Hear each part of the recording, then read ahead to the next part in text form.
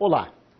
Na nossa última unidade sobre teologia e pós-modernidade, vamos trabalhar um tema diferente, né? Um tema novo, mas que também traz alguns desafios muito interessantes para a questão da teologia. É um conceito novo que é o conceito de hipermodernidade. Então, o nosso trabalho aqui é trabalhar um pouquinho sobre o conceito de hipermodernidade, que é, sem dúvida nenhuma, um desafio para a teologia. E os nossos objetivos é que você conheça o conceito de hipermodernidade, não como uma superação do que nós chamamos de pós-modernidade, mas um espaço para o individualismo, para o hedonismo. Vamos delimitar os novos tempos, os tempos hipermodernos, né? E a sua relação com a religião e a teologia, que é uma relação complexa. Qualificar o indivíduo hipermoderno, a partir do ponto de vista do seu próprio individualismo e a sua relação com o mundo da religião. Vamos tentar descrever aqui os aspectos principais de uma teologia baseada nas satisfações do indivíduo e abordar, né, um dos vários elementos que interagem com a teologia na hipermodernidade, que é o sincretismo, e como ele impacta a teologia na hipermodernidade. Primeiro, é importante dizer que hipermodernidade não é um conceito fechado, né? Hipermodernidade é um conceito em construção. Talvez você poderia até perguntar assim, poxa, mas a gente viu aqui que o conceito de pós-modernidade é um conceito que ainda há muita discussão em cima dele, não é um conceito fechado, não é um conceito acabado. E agora chega um novo conceito, que é o conceito de hipermodernidade, né? Por que isso, né? É claro que a gente vai entender que a hipermodernidade é uma indicação muito clara, né, dos tempos que nós estamos vivendo agora, né, dessa contemporaneidade, né, que ainda é pós-modernidade, mas é uma pós-modernidade que se relaciona diretamente com um elemento novo, que é o elemento do conhecimento e o elemento tecnológico, que a gente não pode descartar em hipótese nenhuma. Então, a hipermodernidade está relacionada a esse ambiente, o ambiente do conhecimento e o ambiente da tecnologia. E fazendo a ponte entre esses dois elementos está o consumo, a sociedade de consumo, o consumismo exacerbado, né? Os cientistas sociais proporam, então, esse novo conceito, que é o conceito de hipermodernidade, a partir do desenvolvimento da autotecnologia, a partir do desenvolvimento da internet, por exemplo. O termo hipermodernidade ele vai aparecer pela primeira vez, né, com esse sentido de exacerbação dos valores individuais. Ele aparece na década de 70, um grupo de estudiosos franceses, liderados por um estudioso chamado Max Paget, ele vai estudar os fenômenos ocorridos nas organizações.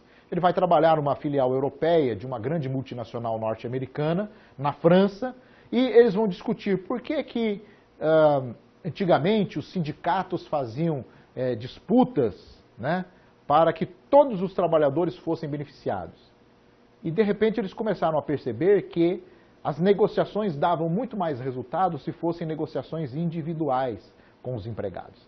E essa empresa multinacional norte-americana, que tinha uma planta na Europa, na França, era uma multinacional que fazia as negociações com os indivíduos. E esse grupo, liderado pelo Max Paget, vai criar, então, o termo de hipermodernidade para dizer o seguinte, olha, nós estamos vivendo numa outra época, numa época em que o indivíduo quer a sua satisfação pessoal, sem ligar muito para a comunidade, sem ligar muito para os outros. Ele quer resolver a sua questão, quer resolver o seu problema, né? Então, foi criada aí a expressão hipermodernidade com essa relação, a satisfação das questões individuais. O uso acadêmico do termo hipermodernidade, ele é utilizado pelo filósofo francês, o Gilles Lipovetsky. O Lipovetsky é um filósofo que está sempre vindo ao Brasil. Ele, nos últimos 10 anos, ele deve ter vindo ao Brasil umas 5, 6 vezes. Está sempre aqui dialogando com os brasileiros. E o Gilles Lipovetsky, ele traz o conceito de hipermodernidade no seu livro A Era do Vazio. Esse livro ele lançou em 1983. A Era do Vazio, ensaio sobre o individualismo contemporâneo. E ali ele, então, vai colocar o termo hipermodernidade, e na sua crítica, é claro, ele vai dizer que a pós-modernidade já não dá mais conta né, de explicar o mundo de hoje. Por isso é necessário a criação de um novo termo, que é o termo hipermodernidade. Não vamos entrar aqui no mérito da discussão do Lipovetsky, que é a questão de ter superado a pós-modernidade. Não vamos entrar nessa questão, mas apenas o conceito, o nome, né? O individualismo contemporâneo, a era do vazio, cria-se o conceito da hipermodernidade, né? Segundo o Lipovetsky, ele usa uma frase interessante. No momento em que triunfam a tecnologia genética, a globalização liberal, triunfam os direitos humanos, o rótulo pós-moderno já ganhou rugas, esgotou a sua capacidade de exprimir o mundo que se anuncia. Por isso, ele cria, então, o termo chamado de hipermodernidade.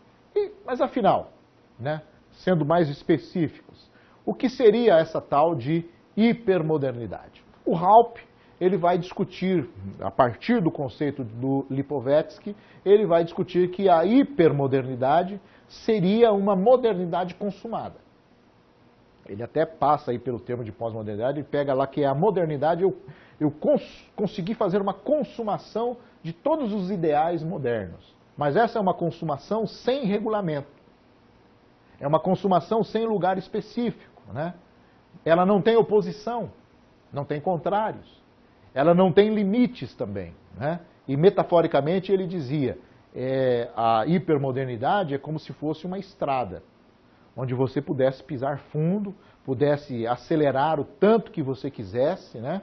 Para aumentar cada vez mais a sua velocidade. Aliás, a velocidade do tempo, é uma das questões importantes que que perpassam esse debate, essa questão relacionada com a hipermodernidade, né? A hipermodernidade, então, é uma cultura do excesso, a cultura do sempre mais.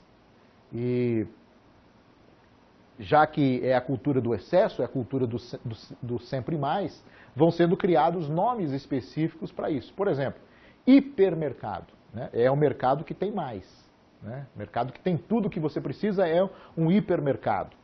A outra expressão recente, hiperconsumo, é o consumo elevado à sua máxima potência, o consumo de todas as coisas. Hipertexto, né? É o texto que nós tínhamos antes no livro, agora ele está distribuído nos tablets, distribuído no celular, distribuído na nuvem, está onde você puder ler o texto, né? Até a própria expressão hipercorpo. É uma expressão nova, é uma expressão muito recente, né? O corpo elevado à sua expressão máxima, né? E você divulga o seu corpo para onde você quiser. Você coloca o seu corpo na câmera e divulga ele para o mundo. Você coloca o seu corpo no YouTube e divulga ele para o mundo todo, né? Na opinião do Lipovetsky, então, a hipermodernidade vai mostrar o paradoxo da nossa sociedade contemporânea, que é a cultura do excesso sendo mediada também pela questão da moderação. Esse é o paradoxo. Cultura do excesso, mas também a questão da moderação fazendo essa mediação. Dois temas são dialogados, são estudados quando se trabalha a questão da hipermodernidade. O próprio Lipovetsky vai trabalhar esses temas, que são temas que caracterizam essa vida hipermoderna. A obsessão pelo tempo, né? Presente e futuro estão o tempo todo se misturando, e uma redescoberta do passado. Olha que interessante. Então, vamos ver aqui a obsessão pelo tempo, por exemplo. Segundo o Lipovetsky, a obsessão pelo tempo, ela se apossou de todos os aspectos da vida, né? E não mais se restringe à questão do trabalho. Lá no início, o tempo estava muito relacionado à questão do trabalho. Tempo para você levantar, ir para o trabalho, sair do trabalho. A vida era medida nesse sentido. Hoje, a questão do tempo, ela não faz mais essa ligação com o trabalho, né? Há um outro aspecto relacionado com a questão do tempo. Ou seja, a sociedade hipermoderna se apresenta como uma sociedade em que o tempo é cada vez mais vivido como preocupação maior. Eu quero aproveitar o tempo. Essa é uma frase muito clara, né? Eu quero aproveitar o meu tempo, quero aproveitar a vida. E aproveitar a vida é aproveitar o tempo que a vida me dá. Isso vai se generalizando em toda a sociedade, né? E o tempo, então, passa a ser um imperativo muito grande. Todas as coisas se tornam intensas, todas as coisas se tornam urgentes. Eu preciso fazer isso numa velocidade muito maior, porque eu preciso aproveitar o meu tempo. As agendas estão lotadas e cada vez mais eu vou colocando coisas na minha agenda para fazer, né? A urgência acaba reinando nessa obsessão pelo tempo. E nessa obsessão pelo tempo não há presente e não há futuro, o tempo todo tem esse diálogo. Curiosamente, o segundo ponto que destaca a hipermodernidade é uma redescoberta do passado. É voltar ao passado. Mas veja que interessante, o passado, ele recebe uma outra dimensão na hipermodernidade, né? Por quê? Porque ele valoriza a memória, valoriza as tradições religiosas, valoriza as identidades étnicas. Mas ao voltar ao passado, eu, indivíduo, faço o meu passado. Eu, indivíduo, valorizo o meu passado. É uma redescoberta muito interessante. O passado agora não é o passado de uma comunidade, de uma sociedade, mas é o meu passado.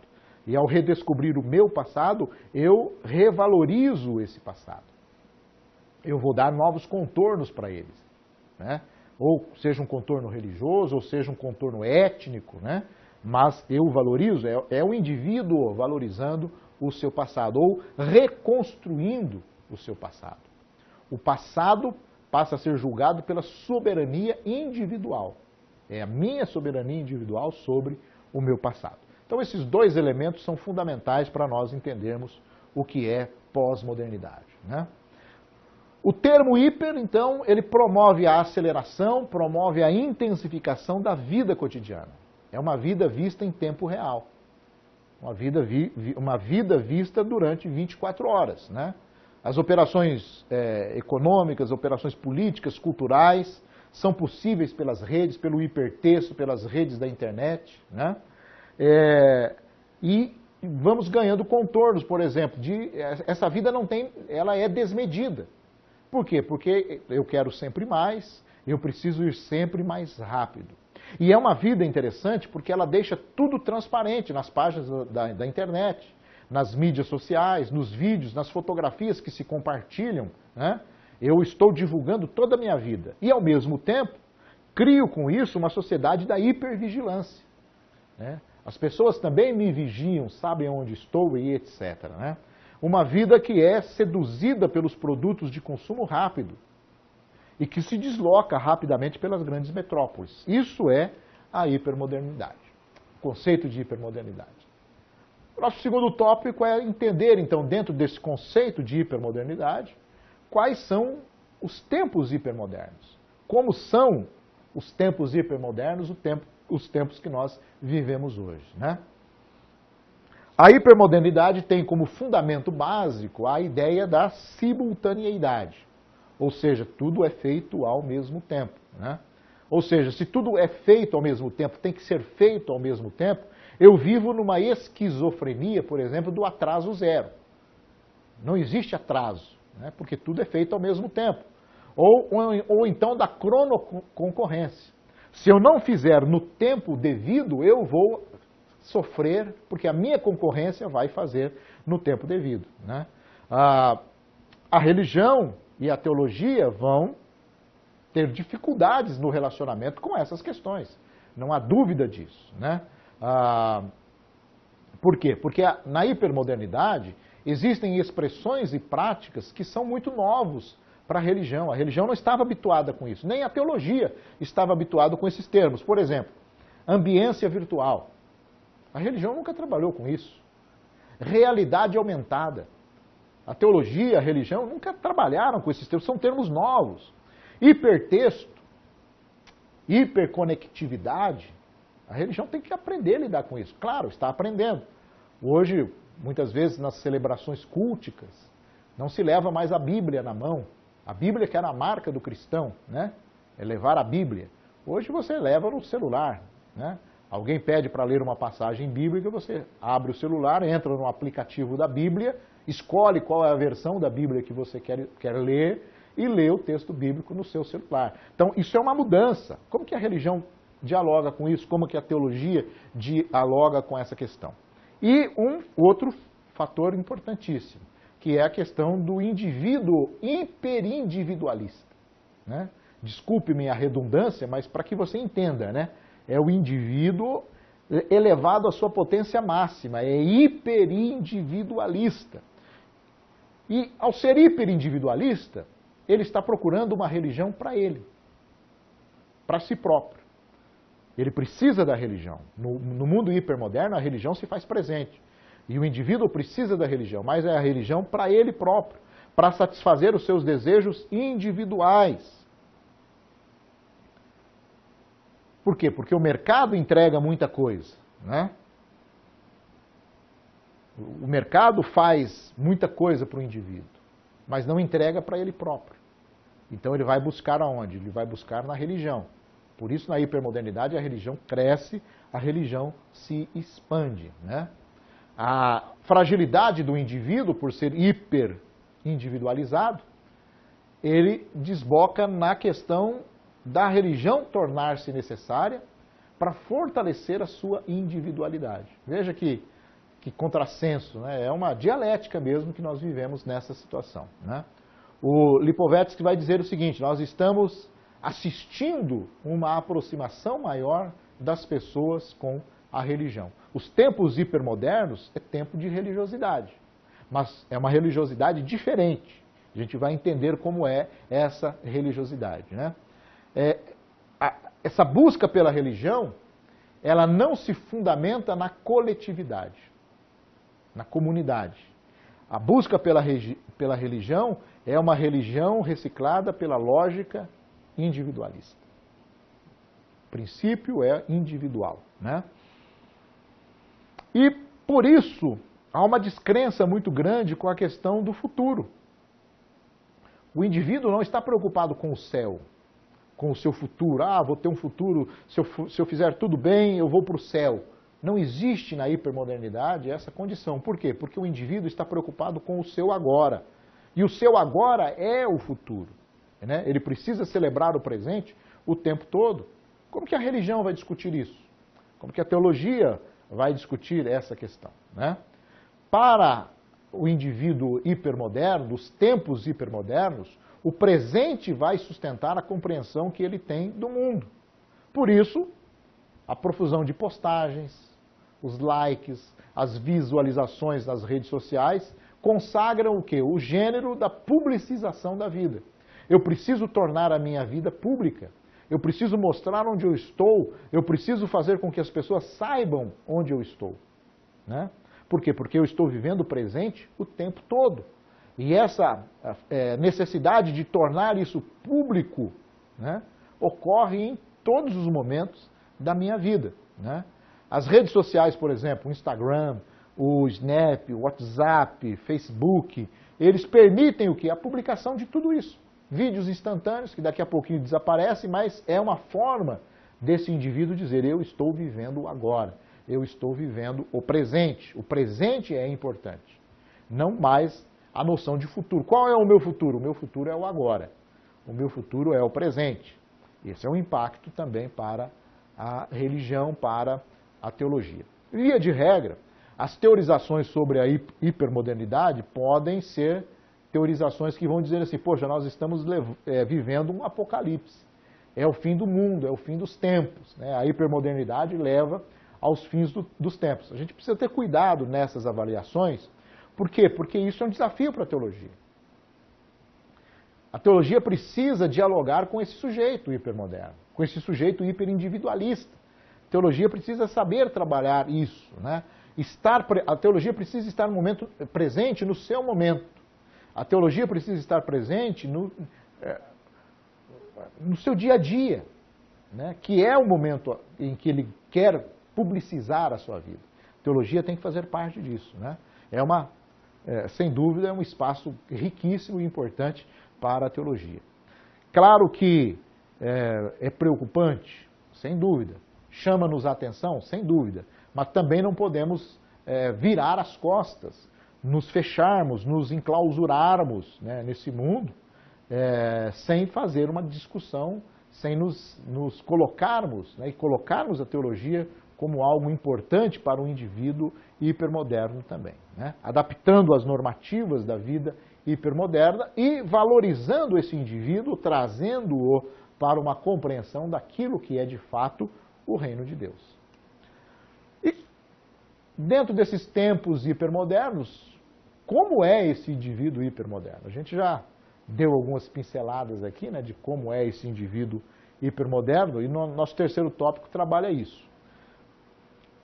Olhe para você, né? Independente do seu gênero, independente da cor da sua pele, independente da sua confissão de fé, né?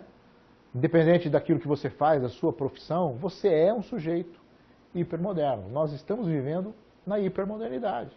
Isso aqui que nós estamos fazendo, essa exposição gravada em vídeo para você, faz parte da hipermodernidade, é um recurso da hipermodernidade.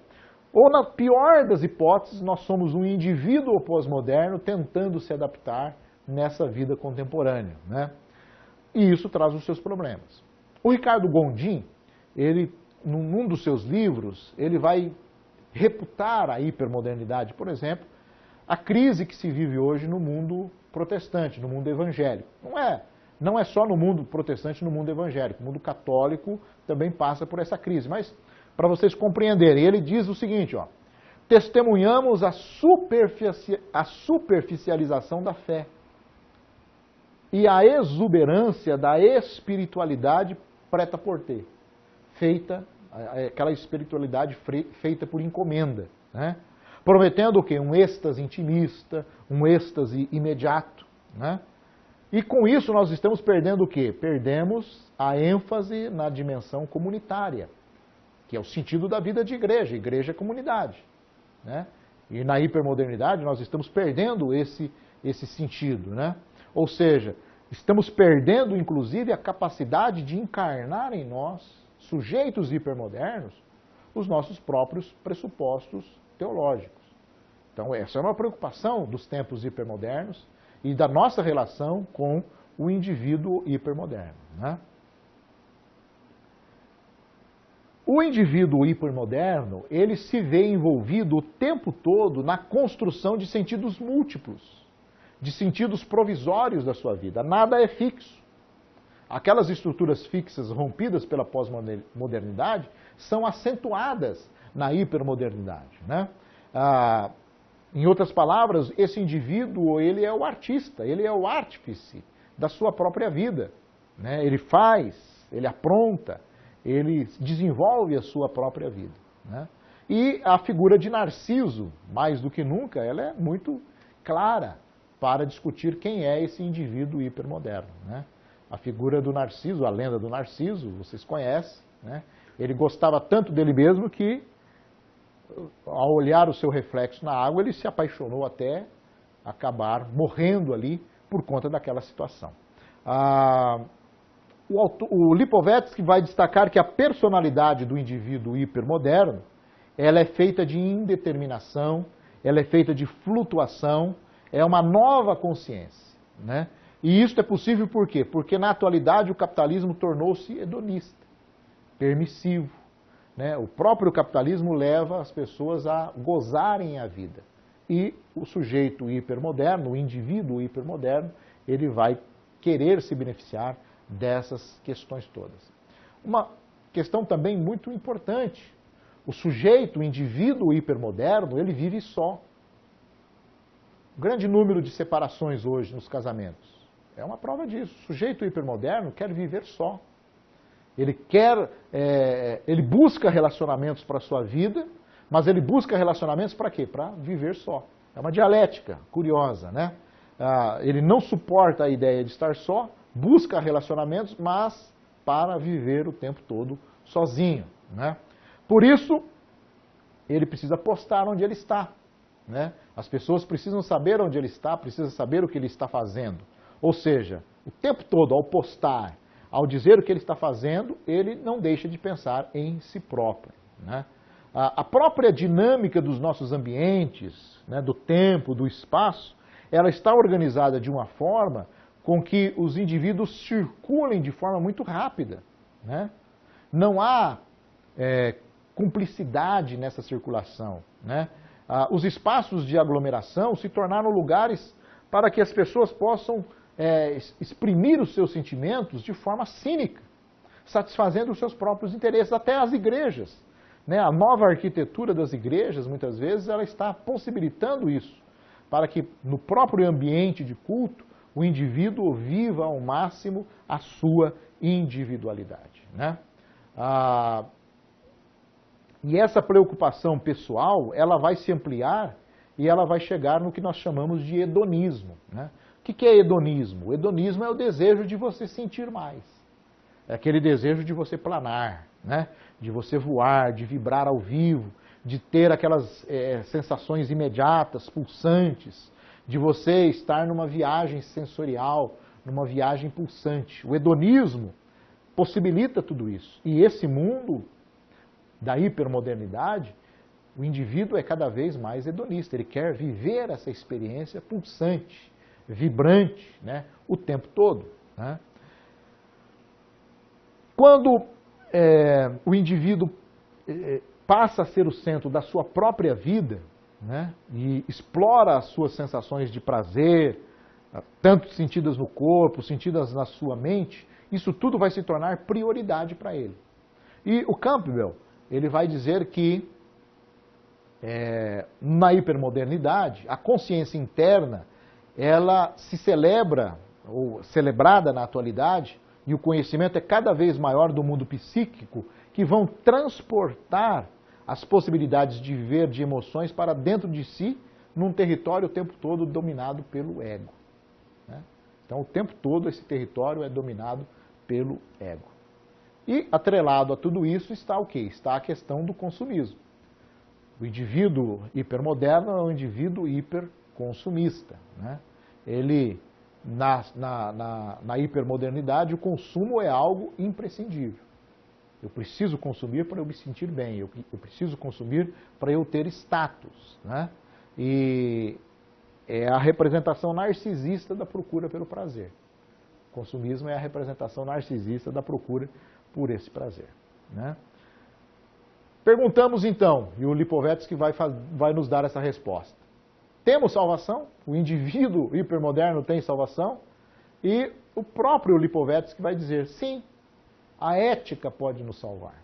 E o século XXI será um século ético, senão é um século que não vai existir. Ou seja, a teologia, por meio da sua própria ética, da sua ética própria, ela tem uma tarefa, sim, de apaziguar esse indivíduo hipermoderno, de auxiliar esse indivíduo hipermoderno, fazendo encontrar-se consigo mesmo, fazendo encontrar-se com o próximo, né? O Moraes já havia apontado que a crise do sujeito remete para a necessidade dos teólogos voltarem-se de novo ao quê? Ao ponto vital humano. É resgatar a sua capacidade ética enquanto referência da capacidade de ordenar as relações em favor de uma vida digna. E a teologia tem essa função. Então, no mundo hipermoderno, a teologia não se afasta. A teologia vai participar da vida desse indivíduo hipermoderno. E aí surge a teologia do eu, né? A expressão é um pouco diferente, né? A teologia do eu, por que não teologia do indivíduo? A teologia do eu, porque ela está relacionada diretamente com a questão do ego, né? A teologia do eu. Relacionada com o individualismo, o narcisismo, o hedonismo, que influencia o que? O consumismo, para que o consumismo seja o caminho mais rápido para ele satisfazer os seus desejos. E esse consumismo entra dentro do quê? Da vida religiosa. Esse consumismo também entra dentro da sua vida em que ele pratica a sua fé. Por isso que nós chamamos de teologia do eu, a satisfação dos seus desejos, né? As práticas religiosas são práticas usadas para o prazer pessoal, para a satisfação pessoal. E aí nós temos a conhecida, a velha conhecida de todos nós, que é a chamada teologia da prosperidade, né? A teologia da prosperidade, é claro, ela não é reconhecida como uma teologia, mas chamamos de teologia da prosperidade essa teologia que é feita em favor do indivíduo, em favor do eu consumista, né? O indivíduo quer se apropriar de bens, inclusive bens religiosos, para o seu próprio benefício. Por isso que a teologia da prosperidade ganha contornos grandiosos. Por quê? Porque ela vai oferecer para o indivíduo essas respostas que o indivíduo procura, né? E isso faz o quê? Com que o evangelho seja reduzido a um produto de mercado. A teologia do eu nada mais é do que reduzir o evangelho a um produto de mercado, ao que eu quero ouvir, a algo que me faz bem, né? E a teologia do eu é perigosa nesse aspecto, né? Os monopólios religiosos, com isso, perdem o seu poder. Um grande monopólio religioso que é a Igreja Católica, por exemplo. Cada vez mais, a Igreja Católica vem sendo questionada pelos seus próprios fiéis. Algumas práticas, alguns dogmas questionados pelos próprios fiéis. Isso é uma prova do quê? De que os grandes monopólios na hipermodernidade vão perdendo o domínio, vão perdendo a hegemonia sobre os seus membros, né? E instauram aí o quê? A chamada lógica de mercado. Porque as igrejas, na verdade, ao invés de se tornarem comunidades de fé, as igrejas são agências. Elas funcionam como espécie de agências religiosas, né? Essas agências competem entre si, competem pelos fiéis, né? E é curioso que na hipermodernidade você deve conhecer aquele indivíduo que é o indivíduo clássico frequentador de igrejas. Ele nunca está satisfeito num ambiente. Ele vai numa igreja, fica um determinado tempo, depois sai, depois volta, vai para outra e vai fazendo aquele círculo. Ele não tem uma firmeza, né? Por quê? Porque ele está buscando a satisfação, as suas satisfações individuais. Enquanto aquela igreja, aquela confissão de fé satisfaz, ele permanece lá. A partir do momento que não o satisfaz mais, ele deixa de participar dali. Ou seja, essas agências, essas igrejas, elas lidam com uma demanda diversificada para os seus fiéis. Por isso, hoje, as igrejas estão cada vez mais profissionalizadas, né? Nós temos departamento de multimídia, departamento de jornalismo, departamento disso, departamento daquilo, para que as igrejas possam atrair os fiéis que querem as suas satisfações individuais, né? As instituições religiosas acabam cedendo à lógica de mercado. E nas suas práticas elas cedem mesmo, né? As suas estruturas passam a ser estruturas burocráticas, né? Elas passam a responder à ordem econômica. E com isso, a teologia do eu torna-se a mercadoria que é vendida por essas agências religiosas. Isso é um perigo. E a teologia precisa dialogar com a teologia do eu, precisa dialogar com toda essa situação, porque senão nós estamos num terreno irremediável, né? O perigo da teologia do eu na lógica do mercado é a deturpação da ideia de Deus. Porque agora eu passo a ter um Deus que trabalha a meu favor. É um Deus para mim, eu criei um Deus próprio, né? Um Deus para mim. E se eu crio um Deus para mim, o perigo é criar um Deus do mercado, e esse Deus do mercado vai vitimizar quem? Os pobres, vai vitimizar aqueles que são socialmente desassistidos, por exemplo. Isso tudo também é um grande perigo dentro dessa lógica de mercado que a teologia do eu trabalha, né? O mercado é um produtor de vítimas. Então, se a teologia do eu se alia ao mercado, produzirá vítimas também dentro dessa consequência, né? A teologia da prosperidade, ela vai nos dar alguns traços de um Deus que se adapta aos requisitos do mercado, né? Aqueles que são críticos da teologia da prosperidade vão apontar isso, né? É um Deus que promete saúde, um Deus que promete prosperidade. Na lógica da retribuição, eu tenho que retribuir a esse Deus, né? Crio aí uma dependência, né? E é um Deus que não atrapalha o funcionamento do mercado. E aí a teologia do eu, insere o indivíduo dentro dessa lógica do mercado, né? E quando eu estou jogando o jogo do mercado, é muito perigoso, porque aí eu preciso jogar o jogo do mercado com as ferramentas que o mercado tem. Por isso, as agências religiosas vão ter que ter planejamento de marketing, né? Vão ter que ter gerenciamento de vendas, controle de produção, tudo isso dentro das agências religiosas, para jogar o jogo do mercado, né? Essas estratégias de marketing que as agências religiosas e igrejas, né, fazem hoje, estratégias de marketing, são para quê? Para que o indivíduo seja capturado por essa marca dessa agência, dessa igreja, e venha a fazer parte dela para satisfazer as suas necessidades pessoais dentro da teologia do eu.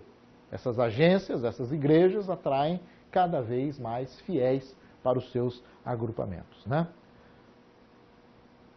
O maior problema, como já dissemos e frisamos, é você ter um Deus que está o tempo todo dando respostas para os seus desejos íntimos, para os seus desejos pessoais. Isso é muito problemático, né?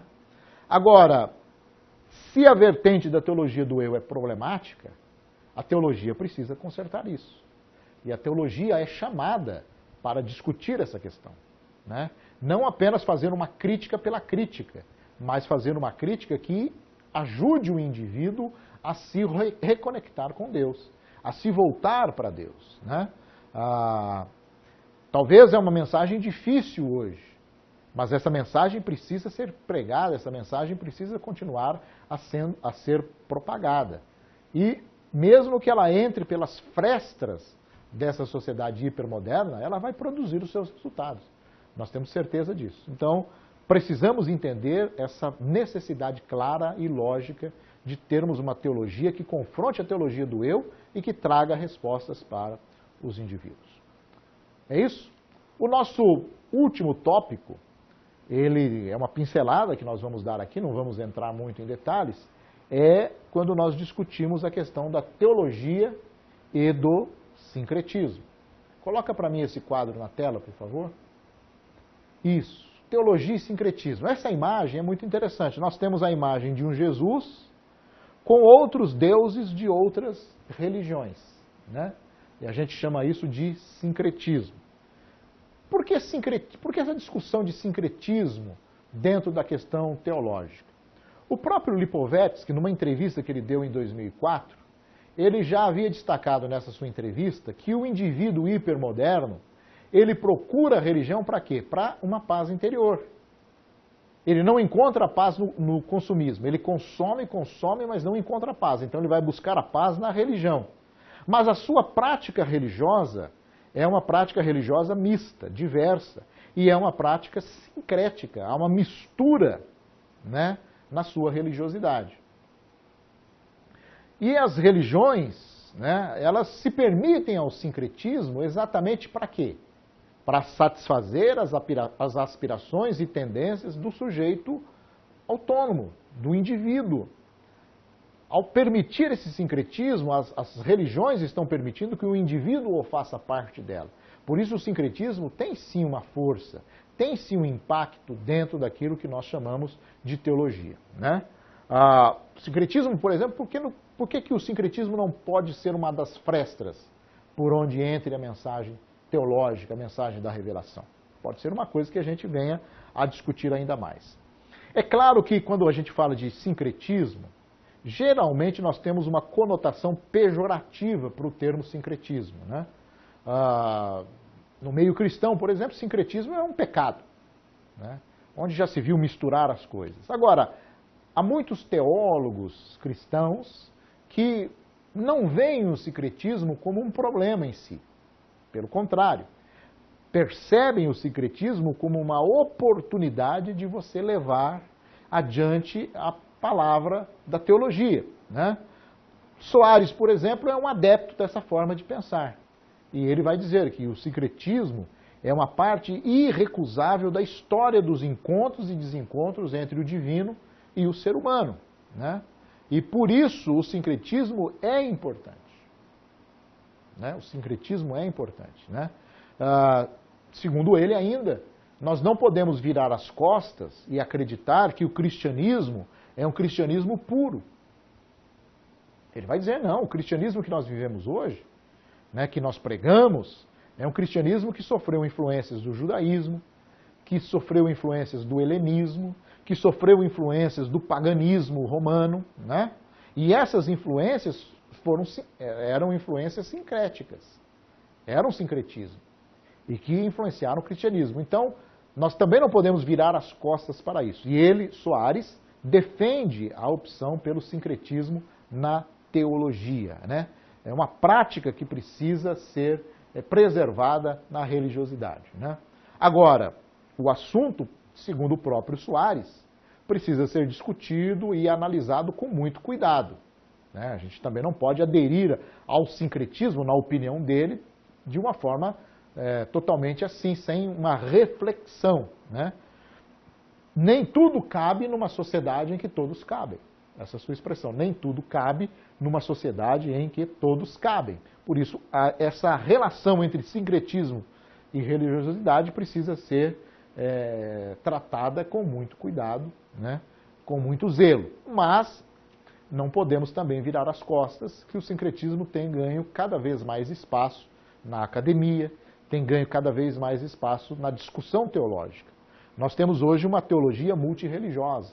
Nós temos hoje uma teologia que é interconfessional, ou até uma teologia transconfessional, né? E essa teologia tem se manifestado. Nós não podemos virar as costas para ela. Precisamos entendê-la, conhecê-la, estudá-la e verificar os seus pressupostos, né? Há uma abordagem dentro do sincretismo que vai dialogar com a questão da cultura, com a questão da vida moderna. Aí é um sincretismo cultural, é um sincretismo dentro da opção da racionalidade da vida moderna, né? E se nós não estudarmos isso, se esse sincretismo não for acompanhado, a vida na hipermodernidade, né, perde a sua referência para a teologia. Então a teologia precisa ter esse relacionamento com esse sincretismo cultural, por exemplo, para discutir a questão dentro da hipermodernidade. Dentro dessa interpretação, alguns teólogos e cientistas da religião, por exemplo, apontam que os movimentos religiosos que conseguem penetrar na cultura hipermoderna tendem a fazer uma teologia voltada para ressignificar a existência. Olha que ponto importante, né? Ressignificar a existência do indivíduo hipermoderno a partir dessa penetração, né, dessa interação com a cultura, por exemplo, né?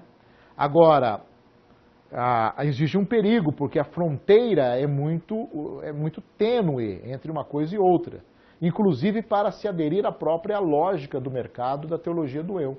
Como acontece, por exemplo, em algumas seitas carismáticas dentro do catolicismo, ou seitas neopentecostais no protestantismo, que acabam advogando essa questão da exacerbação do indivíduo e de uma teologia do eu muito exacerbada, né?